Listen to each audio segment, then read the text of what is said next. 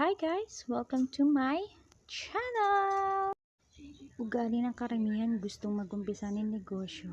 Di man natin kayang paniwalaan pero ito yung realidad. Gusto magnegosyo pero ayaw mamuhunan. Gustong walang gagawin pero kikita.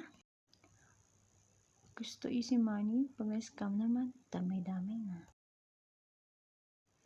Pag PN ngayon, gusto bukas milyonaryo na.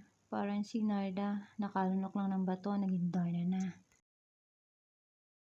Ayaw naman sa tamang proseso. Gusto instant, kaya karamihan na scam. Dahil ang gusto, easy, ayaw paghirapan. Mas marami ang naniniwala sa mga scam. Ba't di na lang kaya online business? Yung business na talagang legit at pinaghirapan. Thank you so much for watching my video.